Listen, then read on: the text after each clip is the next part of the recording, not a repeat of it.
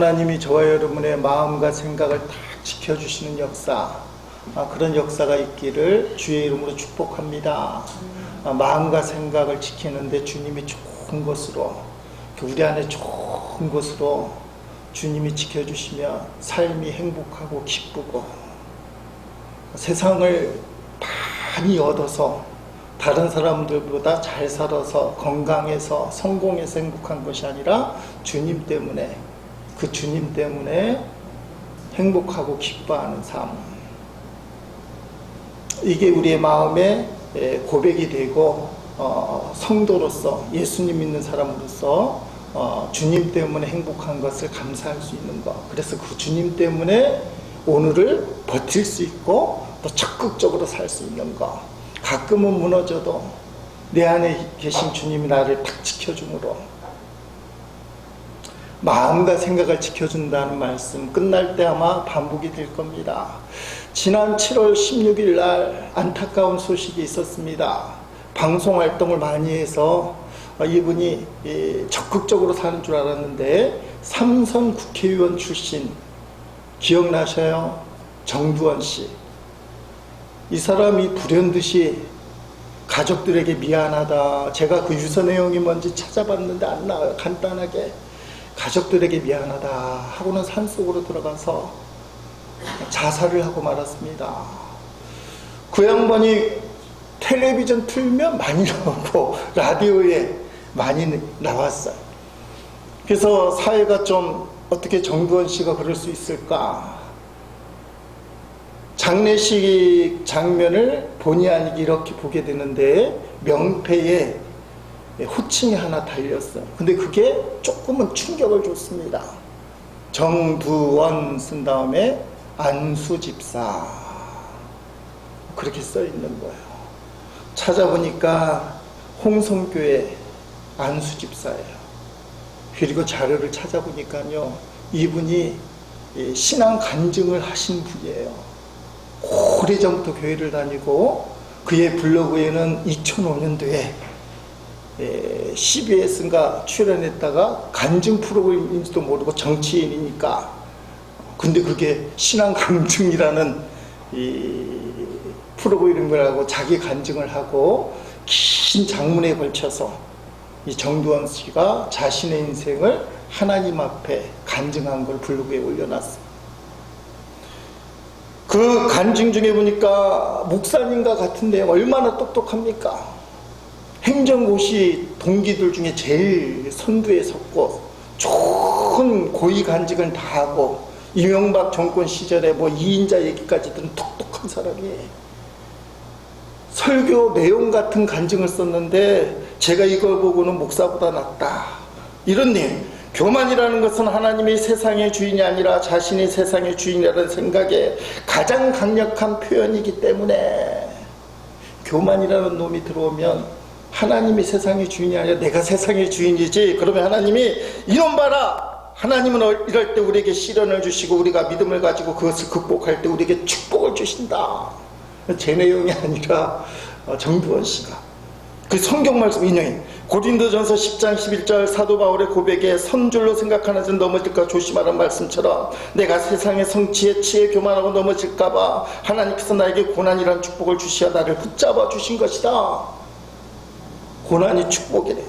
더구나 시련이 닥칠 때 세상적으로 걱정하고 두려워하다 보니 그 시련이 연속하여 동시다발적으로 일어났다. 욥기 3장 25절에 보면 욥이 예상치 않은 고난의 연속을 겪게 되자 내가 두려워하는 그것이 내게 임하고 내가 무서워하는 것이 내 몸에 미쳤구나 라고 되어 있다. 우리가 하나님을 믿는다고 하면서 우리 온전히 하나님께 의뢰하지 못하는 것은 결국 불신앙이라 하지 않을 수 없다. 요한복음 14장 1절에는 너희는 마음에 근심하지 말라, 하나님을 믿으니 또 나를 믿으라고 되어 있다. 빌립보서 4장 4절 오늘 본문이잖아요. 역시 아무것도 염려하지 말고 오직 모든 일에 기도와 간구로 너희 구할 것을 감사함으로 하나님께 아뢰라고 하고 있다. 잠언 16장 9절 말씀처럼 사람이 스스로 자기의 길을 계획하고 결정해도 그 발걸음 인도하시는 여호와 하나님이심을 나는 내 삶을 통해 체험하고 확신하고 있다. 계획해도 발걸음 하나님이 인도하는 걸 체험하고 있다라고 고백하고 있어요. 앞으로 내일 또 어떤 시련이 닥칠지라도 욥기 23장 10절 그분이 나를 단련시키고 훈련시킨 후에는 내가 정금같이 순금같이 되게 나오리라는 말씀을 내 삶의 지표로 삼고 있다. 이 사람이 똑똑한데 성경을 다 흩트는 거야. 간증문의 마지막 문장에 그 후로 지금까지 나는 여전히 크고 작은 시련을 겪으며 살고 있지만 나는 시련도 하나님이 주시는 선물이라는 믿음을 가지고 늘 희망을 잃지 않은 채 하나님의 사랑 속에서 살아가고 있다라고 공개적으로 간증을 했는데 자살했어요. 또 찾아보니까 이분이 우리나라의 유명한 공론인이잖아요. 공인인데 스스로가 우울증이 걸렸다. 삼선 국회의원 출신이 그 말하기가 힘들잖아요. 난 우울증에 걸렸다. 그리고 적극적으로 우울증을 치료하고 있다. 그러면서 한마디 일가를 했는데 국회의원 대다수는 우울증에 걸려있다. 여러분 국회에서 막 싸우는 저 사람들 보면 저 우울증쟁이들, 제 말이 아니라 정두환 씨 본인 얘기하는 거예요. 국회의원에 떨어지면 패가망신한답니다. 전 재산 다 잃고. 그러다가 한 번 붙으면 모든 걸 얻는 것 같아요. 그러니까 국회의원에 노무현 대통령도 다시는 너희는 정치하지 마라. 그 말을 했잖아요. 그러니까 국회의원 저 사람들이 정상은 아니에요. 정두환 씨의 표현을 보자면 거의 우울증 환자다. 그런데 안수 집사님이 왜 7월 16일 날 갑자기 적극적으로 치료를 받는데도 그렇게 했을까? 그것이 알고 싶다. 그것이 알고 싶다. 이런 것 같아요. 다이어트를 꿈꾸는 사람. 저도 다이어트를 생각 중인데, 다이어트 해야지 하는데, 며칠째 됐는데요. 맛있는 음식이 있어요. 안 먹어야 되는데 하면서 손이 가고 이것만 먹고 내일부터 하자. 이게 벌써 수십 번째잖아요. 자, 다이어트에 대한 그 열망의 무게와 음식에 대한 미련의 무게, 어느 게 더 클까요? 웬만한 음식에는 다이어트를 하지 마. 정말 맛있는 음식 앞에 탁 놓이면 다이어트의 결정이 무너지는 거예요. 그 음식 먹고 싶은 것 때문에. 정두환 안수 집사님이 치료도 잘 받고 신앙도 갖고 10년이 좀 넘었지만 그런 신앙 고백까지 구구절절하게 했던 분이 왜 순간적으로 무너졌을까? 어떤 중요한 순간에 세상의 유혹과 세상의 고난과 고통이 더 클 때, 그때 무너질 수 있다는 거예요.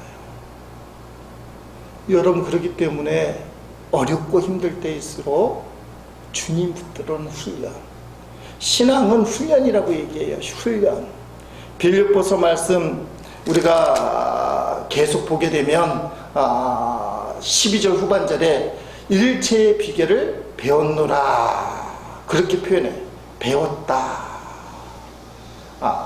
사도 바울도 훈련을 했다는 거예요. 훈련, 배우는 거. 그러니까 주님 바라보는 훈련. 이게 중요합니다. 오늘 본문 말씀을 근거로 그 생각을 해봤어요. 사도 바울은 기뻐하라고 얘기하는데 우리는 정말 기뻐할 수 있을까?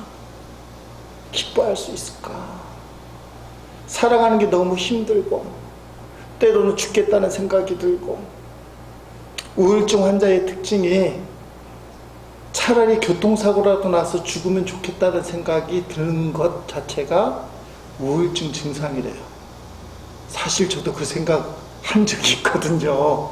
차라리 교통사고 나서 죽으면 보상금도 받고 남은 가족들에게 이익도 하고.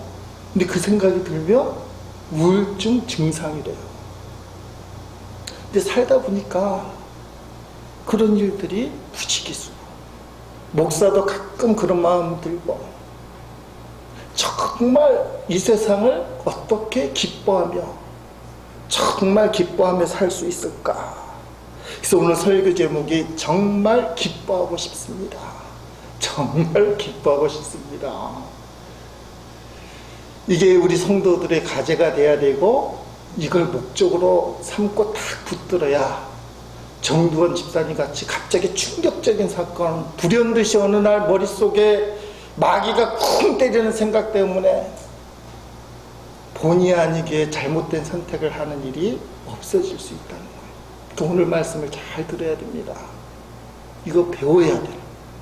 그래야 나를 지킬 수 있어. 그리고 궁극적인 목적은 아까 우리가 교회 소식 나와 있는 것처럼 우리에게 닥친 이 환경 자체를 감사하고 찬송할 수 있어야 돼요. 이게 쉽지 않아요. 훈련이 돼야 돼요. 오늘 예배 참석했지만 우리 교회에 올해 의사가 된 새내기 의사가 있잖아요. 인턴 때문에 너무 바쁜데 이 친구가 주일날 제 설교 동영상, 우리 예배 설교 동영상을 본다는 겁니다. 그런데 어느 날 불현듯이 목사님 얼굴이 안 좋아 보여요, 이런 말을 하는 거예요.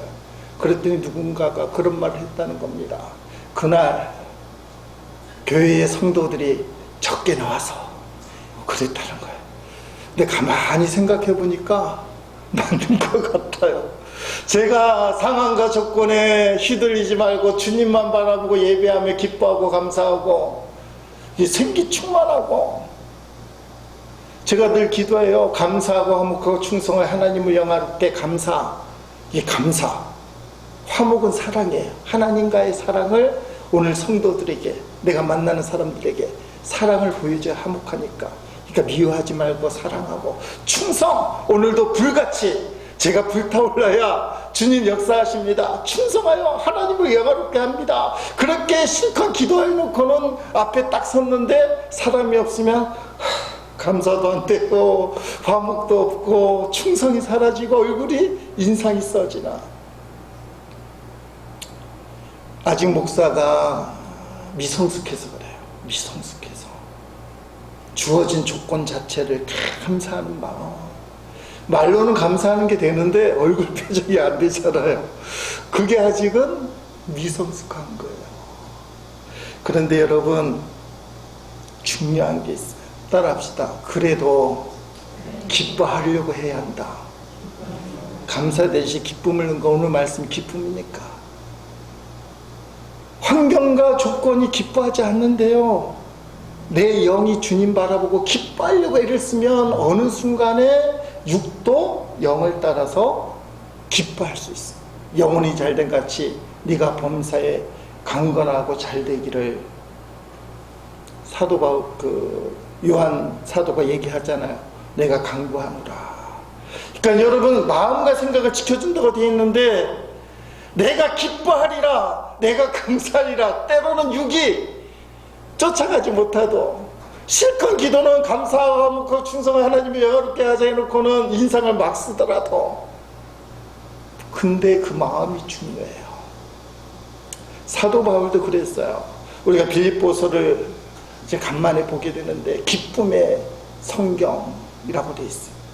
사도 바울이 너무 기뻐서, 거기 보니까 기뻐라는 말이 8번, 기쁨이라는 말이 5번, 짧은 4장의 성경 속에 기쁨이라는 단어가 많이 나와서 기쁨의 성경, 그렇게 표현해요.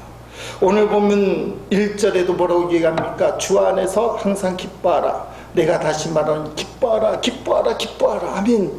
근데 사도 바울이 기뻐하라고 얘기하는 게 인간적으로 너무 기뻐서, 그렇잖아요. 갑자기 억수로 일이 잘 풀리고 몸이 건강하고 생각지도 않은 것들이 막 잘 돼서, 그래서 내가 기쁘니 여러분도 기뻐하세요. 세상은 그렇게 얘기하잖아요. 내가 한턱 쏠게, 뭐 이런 거. 근데 사도 바울이 기뻐할 입장이 아니에요. 하도 많이 들은 이야기잖아요. 사도 바울이 어디서 이 성경을 썼다고요? 감옥에서. 뭐 로마 감옥이라고 보통 얘기하지만 아니라고 얘기하면서, 근데 분명한 거는 간수들이 꽉 지키는 뭐 4명이 찍혔다는 말부터 그 지하 감옥에서 햇빛도 들어오지 않는 오늘날과 감옥이 많이 틀려요. 그 감옥의 현실에서 지금 감옥 밖에 있는 빌립보 교인들을 향해서 기뻐하라, 기뻐하라. 이게 인간적으로는 기뻐할 수 없어요. 사도 바울도 감옥에 들어갈 때는 내가 감옥에 들어가는 건 괜찮지만 나 때문에 하나님의 영광이 가려울까봐 두려웠어요. 무서웠어요. 걱정되잖아요. 아니 잘난 듯이 사도 바울이 예수를 핍박하다가 확 돌아서서 예수님을 전했는데 그것 봐라, 너 예수 전하다가 결국 감옥이나 가지. 불쌍한 인생아, 잘난 척할 때부터 내가 알아봤다. 같이 예수님을 믿고 전하는 사람들 중에서도 사도 바울을 다 좋아하는 건 아니에요. 초대교회 그 서신서를 보면 비방하고 싫어하는 다른 예수 믿는 사람들도 많고 갈등 관계에 있는 사람도 많고, 내가 감옥에 들어와 있는 바람에 그 인간들이 다 좋아할 텐데, 하나님 영광 가릴 텐데, 그런 염려 걱정, 내 몸이야 감옥에 들어오는 건 괜찮지만 복음 전하다가 적골될래? 너도 복음 전하다가 결국은 감옥 갈래? 복음 전도가 유축이 될까봐 그게 걱정이에요. 빌립보서가 기쁨인 이유는, 근데 그 걱정거리가 주님의 기가 막힌 역사로 반전이 되는 걸 확인할 때부터. 그래서 빌립보서 1장 12절부터 18절 말씀에 보면 이런 말씀이 있습니다. 형제들아, 내가 당한 일이 도리요. 바울이 걱정을 많이 했어요. 복음 전파에 진전이 된 줄을 너희가 알기로 원하러 너무 기뻐서 복음 전파에 방해물이 될 줄 알았어요. 장애물이 돼서 전도하던 사람들이 다 낙심해서 전도하는 그걸 내려놓을 줄 알았어요. 근데 그게 오히려 디딤돌 진전이 되었다. 이러므로 나의 매임이 감옥의 매임, 그리스도 안에서 모든 시대양과 그 밖에 모든 사람이 나타나서 소문이 다 났어요. 사도 바울 감옥 갇혔다. 형제 중 다수가 나의 매임으로 말미암아 주 안에서 신뢰함으로 주님을 더 믿는데 겁없이 하나님의 말씀을 더욱 담대히 전하게 되었느니라 하며, 그전에는 겁이 많아서 복음을 전하지 못하던 사람들이 사도 바울이 복음 전하다가 감옥에 갇혔으면 더 겁이 많아져야 되는데, 이상하게 우리식으로 얘기하면 오기가 생겨서 겁을 내서 복음 전하지 않던 사람들이 겁없이 말씀을 담대하게 더욱 전하게 되었다. 근데 그 방법이 특이해요. 어떤 이들은 투기와 분쟁으로, 어떤 일은 착한 뜻으로 그리스도를 전파하나니. 자, 착한 뜻으로 전하는 사람, 이들은 내가 복음을 변증하기 위하여 세우심을 받은 줄 알고 사랑으로 하나, 바울을 기억하고 나도 바울처럼 감옥에 가더라도 복음을 증거해야지, 그 사랑을 하지만 그들은 나의 매임에 괴로움을 더하게 할 줄로 생각하여 바울을 안 좋게 생각하는 사람. 바울이 감옥에 가 있을 동안 우리가 복음을 전하면 저 인간이 더 괴로울 거야. 순수하지 못하게 다툼으로 그리스도를 전파하느니라. 그러면 무엇이냐? 거칠어로 하나 참으로 하나 무슨 방도로 하든지 전파되는 것은 그리스도니 이로써 나는 기뻐하고 또한 기뻐하리라며. 이게 놀라운 거예요. 첫째는 바울이 감옥에 갇히면 복음이 멈칫할 줄 알았더니 이상하게 더 잘. 두 번째 놀라운 거는 바울이 감옥에 갇혔을 때 바울을 싫어하는 사람들이 용용 죽겠지, 너 용용 죽겠지 그러면서 다툼으로 복음을 전했는데, 용용 죽겠지 대상되는 바울이 뭐라 그래요? 그래, 어쨌든지 복음만 전파되는데 난 그게 너무 좋아. 당신이 너무 좋아. 사람들은 용용 죽겠지 다툼과 시기로 약 올리려고 복음을 전했는데요, 그걸 어떻게 받아요? 주님의 섭리. 바울이 이걸 깼다고. 그래서 한마디로 얘기하면 도리어, 내 생각과 내 걱정과 내 염려, 근데 주님이 그걸 도리어. 사랑하는 성도 여러분, 이게 내 생각을 내려놓을 때 생기는 역사예요. 그래서 나는 죽고 예수로 사는 사람들. 여러분 지금 걱정거리 많잖아요. 염려거리 많잖아요. 이거 어떻게 하지? 근데 주님께 맡기면 도리어. 이게 내 인생의 걸림돌, 내 인생의 큰 방해물, 이거 어떡하지? 근데 주님을 잠잠히 바라보니까 도리어. 그래서 기뻐할 수 있어요. 감옥에 갇혔는데도 감옥 자체를 기뻐할 수 있어요. 이게 보통 신앙이 아니에요. 갈라디아서 2장 20절 말씀에 아주 유명한 말씀, 내가 그리스도와 함께 십자가에 못 박혔나니 그런즉 이제는 내가 산 것이 아니요 오직 내 안에 그리스도께서 사신 것이라. 이제 내가 육체 가운데 사는 것은 나를 사랑하사 나를 위하여 자기 자신을 버리신 하나님의 아들을 믿는 믿음 안에서 한 것이라며. 하나님 아들을 믿는 믿음 안에서 내 힘을, 내 능력을, 내 지혜를 믿는 게 아니고 내 판단으로는 내가 감옥에 갇히면 복음은 절단난다. 나를 따르는 그 전도자들도 절단난다. 나를 미워하는 저 원수들도 하하 히히 깔깔거리면서 비방만 할 거다. 근데 도리어 내 안에 계신 예수님이 역사하신다는 거예요. 쉬운 일이 아닌 겁니다.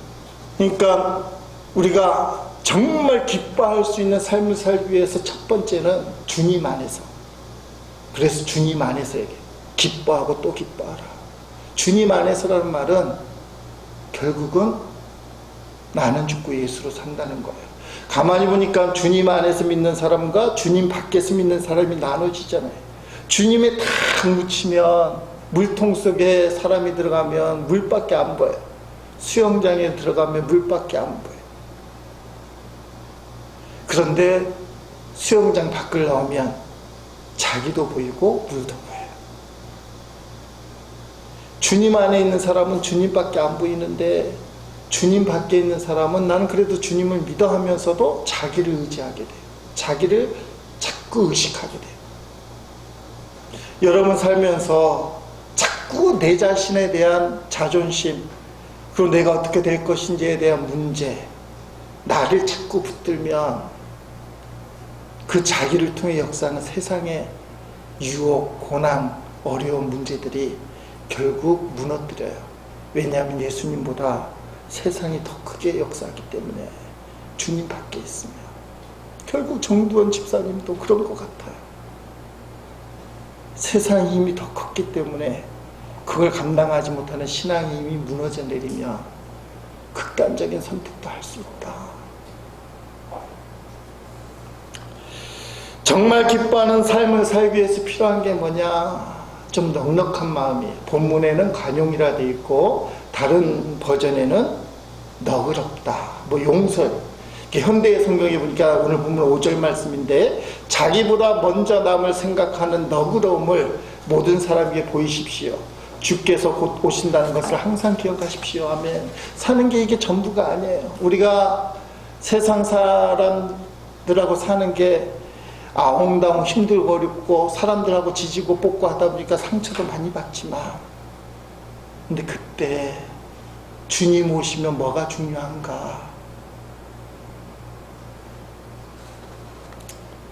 잘 되면 자기 탓이고 안 되면 무슨 탓이라 그래요?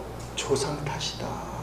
그래서 탓 표현이 좀 심하면 탓질하다가 큰일 나는 거예요.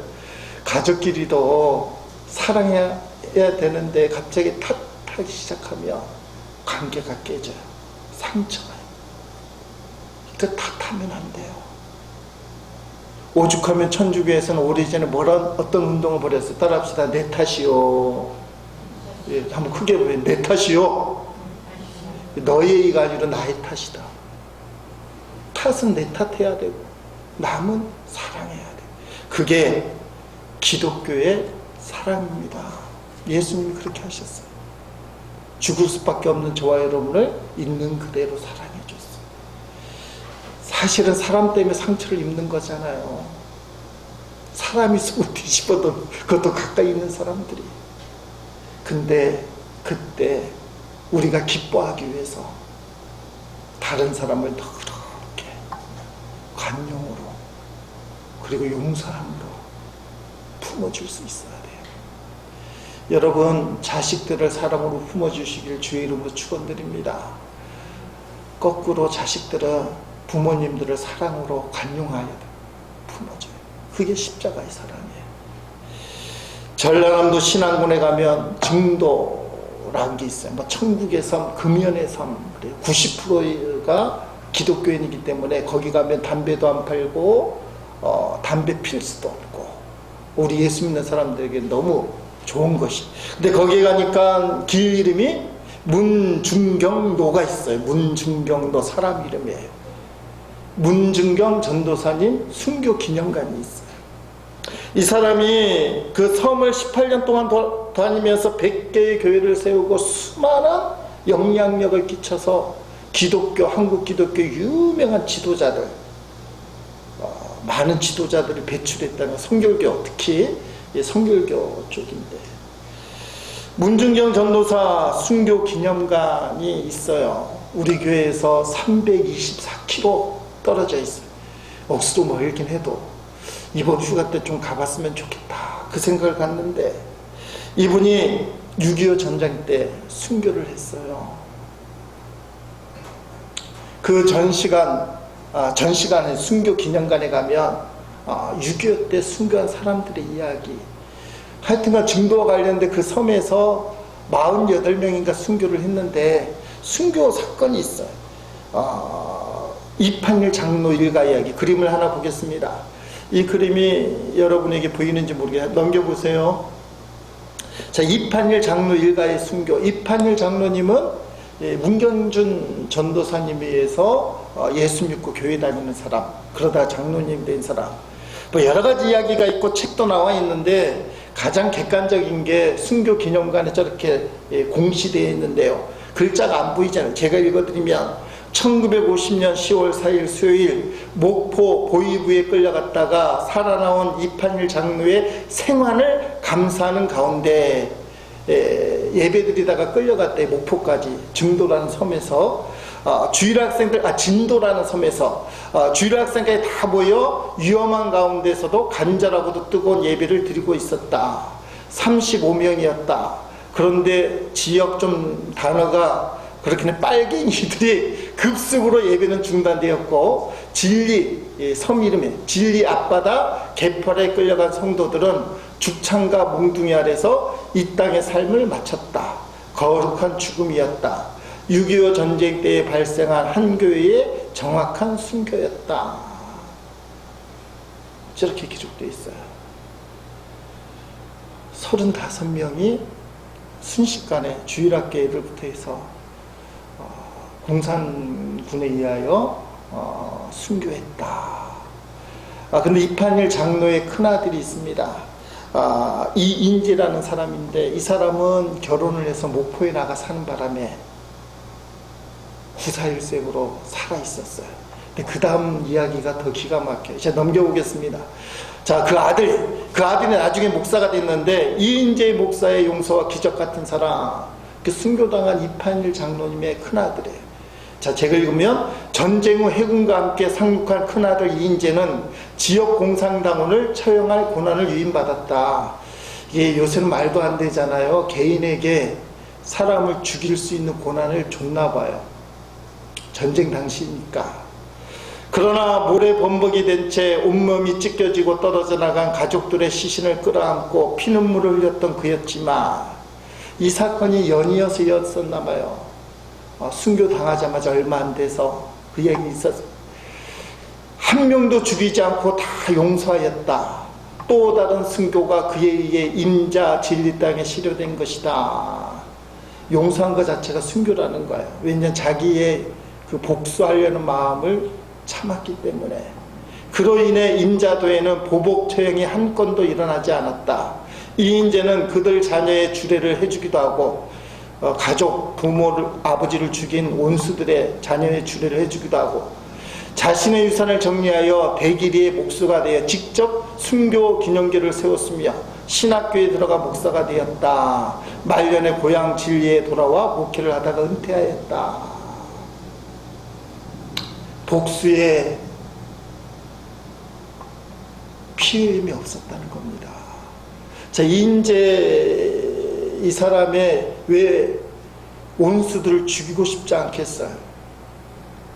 모든 원수들을 죽일 수 있는 기록에 의하면 이인재 씨가 이 사람이 공산당이와 하면 그 사람은 죽는 거예요. 이 사람은 공산당이 아닙니다. 그 생사 결단권을 갖고 있었다는 거예요. 그래서 공산당이라는 사람들을 모아놨다는 겁니다. 책에 나오는 이야기예요. 내일이면 그 사람들을 다 총살시키기로 결정이 돼 있는데, 이인재 그때는 청년이었잖아요.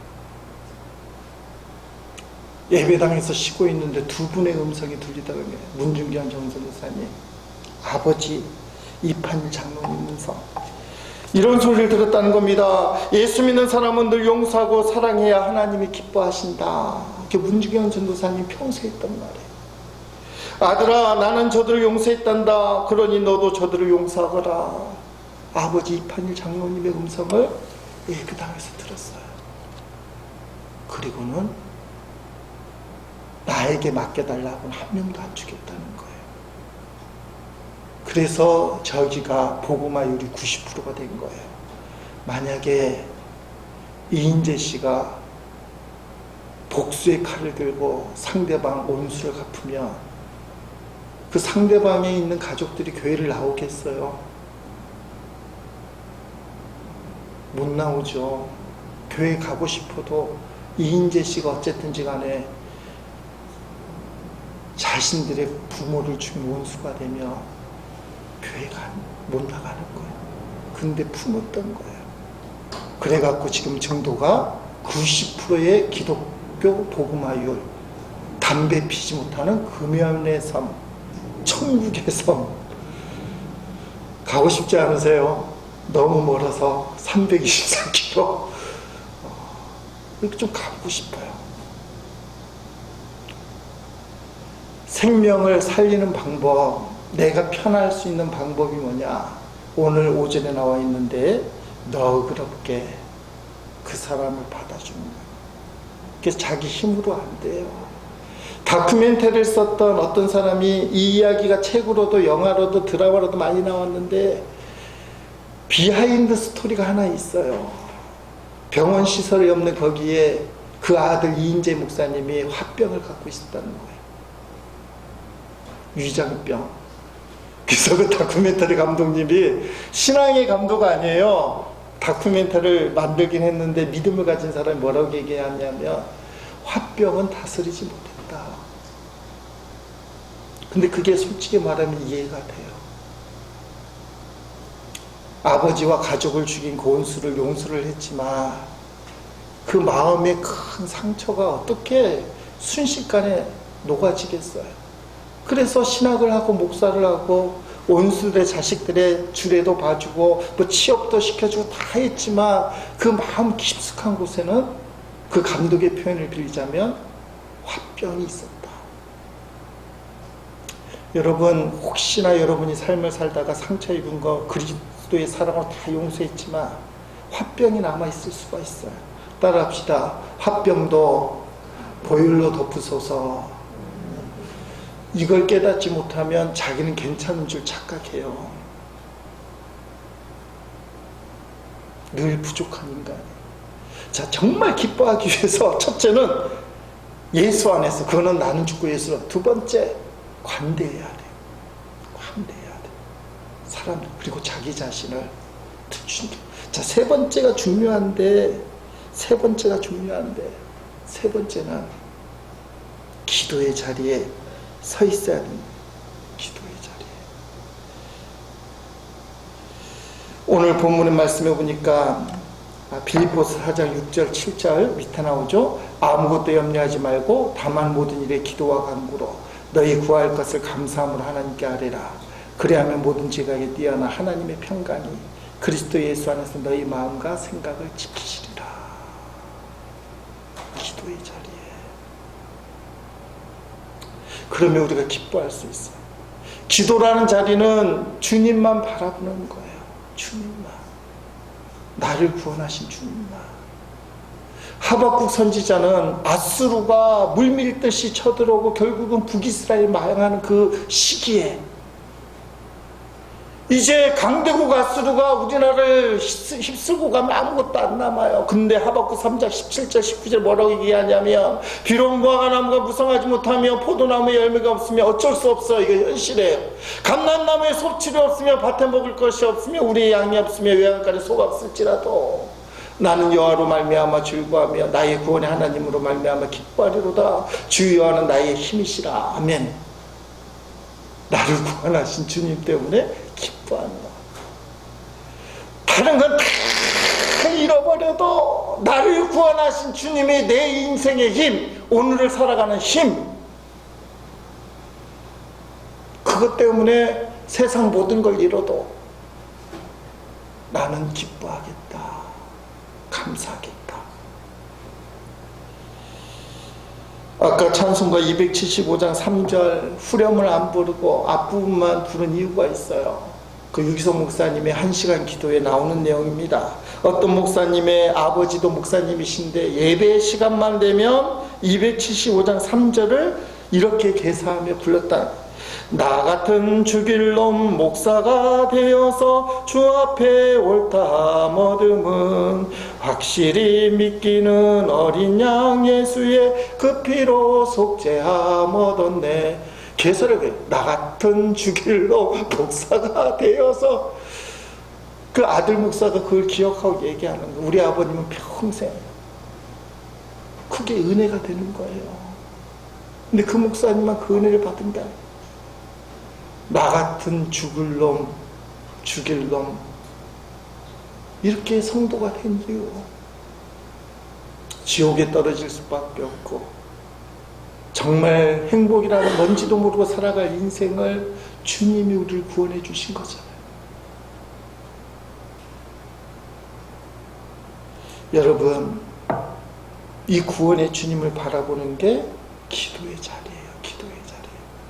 시편 57편에 보면 다윗이 죽을 처지에 놓여서 동굴 속에 숨어 들어가요. 하나님 앞에 부르짖어요. 살려달라고. 그러다가 어떻게 바뀌냐 하면 나의 마음이 확정되어 싸우니 나는 주님을 찬양합니다. 이 주님 때문에 힘을 얻는 거예요. 그리고 주님 때문에 기뻐하겠다. 여러분, 기도와 걱정은 반비례해요. 기도가 커지면 걱정은 작아지고 기도가 작아지면 걱정이 커져요. 그래서 여러분이 자기도 모르게 아이고 어떡하지 자꾸 걱정만 되는 거는 기도 분량이 작아지기 때문에. 그러니까 기도해야지가 아니라 기도를 하기 시작하면 걱정은 줄어들게 돼 있어요. 제가 경험해 보니까 이건 100% 진실이에요. 기도하면 걱정이 줄어들고 기도가 줄어들면 걱정이 커져요.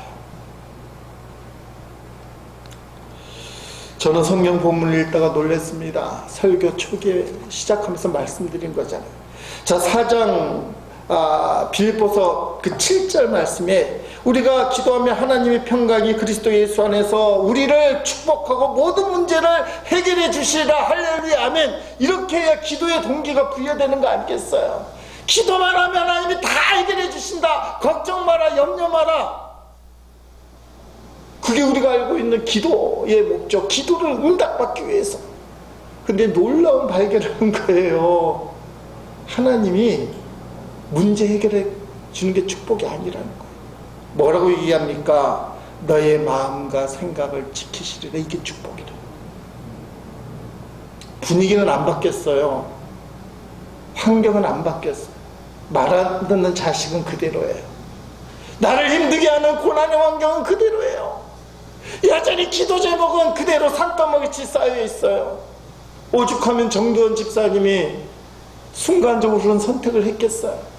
산 같은 문제들이 나를 억누르고 힘들게 해요. 근데 기도하면 뭘 지켜줘요? 마음과 생각을 지키시리라. 이게 복이라는 거예요. 기도 응답의 목적, 주님이 우리를 지켜주시리라. 환경과 분위기는 그대로인데 주님이 턱 지켜주셔요. 그게 기도의 능력이라는 거예요. 물론 문제가 해결되고 하나님의 큰 축복을 받는 것도 기도의 능력이지만, 오늘 본문에서 말하는 기도의 능력 시작은, 따라합시다, 마음과 생각을 지켜준다. 목사도요, 우리 집사람한테 요새 듣는 이야기가, 자꾸 죽겠다, 힘들다, 애같이 자꾸 어리광같이 얘기를 한다는 거예요. 주님도 믿지만 우리 집사람 믿기 때문에 그러는 거 아니겠어요? 살다 보면 인간적으로 뭔가 의지할 때가 생기는 거예요. 그래서 어떤 사람은 영화에 미치기도 하고, 어떤 사람은 술에 미치기도 하고, 뭐 이상한 데 미쳐서 살아요. 그걸 의지하려고. 근데 그게 마음과 생각을 지키는 게 아니에요. 마음과 생각을 지키는 것은 주님이 지켜주셔요. 기도할 때. 오늘 본문 말씀. 자, 정말 기뻐할 수 있을까? 세 가지. 주님 안에 있어요. 나는 죽고 예수로 살아. 두 번째, 너그러운 마음. 탓하지 말고 품어주는 마음. 세 번째, 기도의 자리에 있어야 돼요. 이걸 배워야 됩니다. 그래야 갑자기 생각지도 않는 엄청난 일이 닥칠 때, 마음속에서 일어날 때 이거 이길 수 있어요. 그리고 정말 기뻐할 수 있어요. 내게 주어진 환경, 고난, 어려움 자체를 감사할 수 있어요. 그게 우리 믿음의 목적이에요. 주님이 함께 하신다.